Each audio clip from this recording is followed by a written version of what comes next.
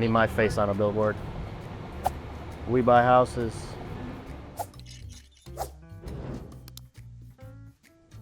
What is the most common question that real estate agents ask you about wholesaling? Yeah, a lot of them are concerned with how much money they're going to make, rightfully so. A lot of times the real estate agent feels like the wholesaler is going to cut them out of the deal or try to backdoor them or whatever. I'm not saying that some of them don't, because I'm sure some of them do, but that's a terrible way to do business. So the goal is to not just do one house, but do many, many houses together. So it just seems like common sense to be on the up and up and take care of your people that are bringing you deals. Some of the benefits from working with a wholesaler as a real estate agent is, one, you don't have to go to the house and take a bunch of pictures. That's huge. Two, that actually costs you time and money, right? Now you gotta, I would assume, pay somebody to go out and take the photos, or you take the photos, right, with your $5,000 camera, right? You got time, energy, you want to sell the house. We buy the house. Super quick, super simple, super easy. I have hundreds of properties that I look at that I even the ones that are too nice to even for us to do anything with, we'll just refer you to a realtor. Yeah, the advantages to not showing ugly houses is a bunch of stuff. One of the main reasons would be, again, just time. It's quick, it's efficient, and of course it's easy. So, kind of a no-brainer. Why would you want to go show a house that you know you're going to have a hard time selling and you got to throw your shoes away after you leave the house? Who wants to go in a place like that? Well, we do. We are driving through Wayne right now. It's a decent place to find some rental properties or some fix and flip properties. Some of our favorite cities to invest in are really all of them, but anywhere we can find a great deal on a property or a seller with some real motivation, we're interested in it. These areas such as, Southeast Michigan, Wayne, Inkster, Ypsi, Detroit, Redford, Romulus, all those areas, those are fire areas for what I'm talking about. So if you have any listings that are in those areas, hit me up. Before you put it on the MLS, hit me up.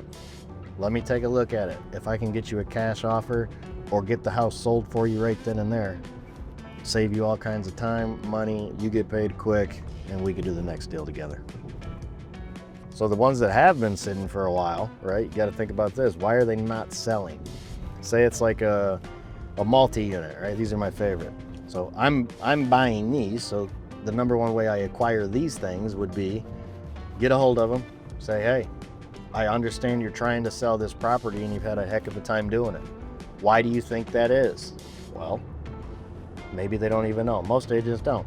Well, if I would have put it into like the bank rate calculator and I was to go get a mortgage on this property, if it doesn't cash flow, I'm never going to get a mortgage. So whether it's me or the next guy, nobody's going to be able to purchase this house because it doesn't cash flow.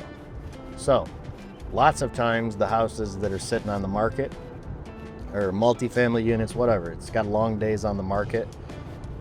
More than likely that's what it is. And usually it's just the agent that doesn't know creative financing or how to solve the seller's problems. So let's pretend you have a multifamily, they want $500,000 for it, right? And they're dead set on that price. If we could come up to that price, would you be willing to give us terms? If you'd be willing to give us terms, we'll give you that $500,000. Does that make sense? So as long as you're okay with me paying you on terms or as a monthly installment, I'd be more than happy to pay that $500,000 in asking price. Now, why the heck would somebody do that? There's a ton of reasons why you would do that, actually. Tons.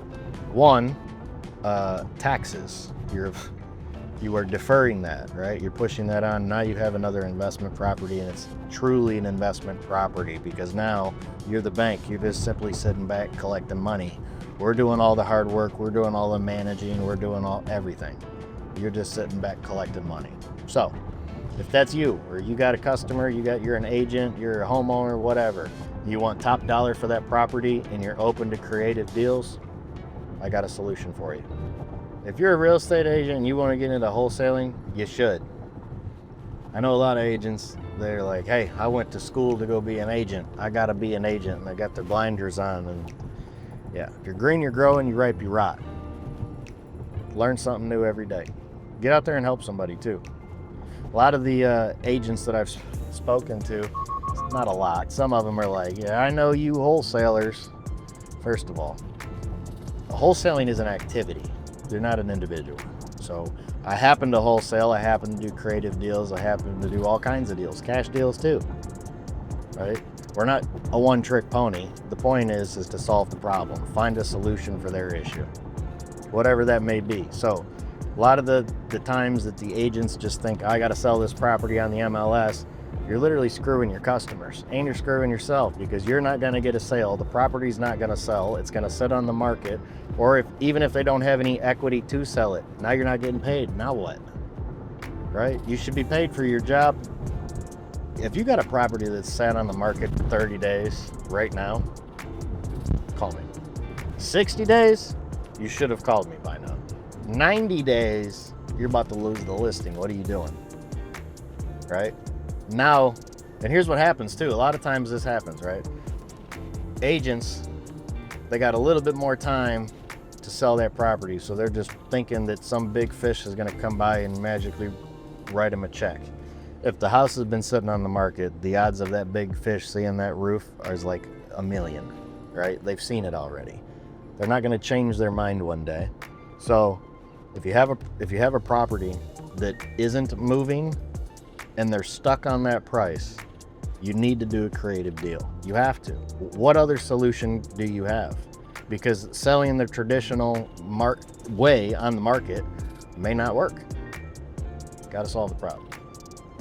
So I am not a real estate agent, but I have plenty of friends that are.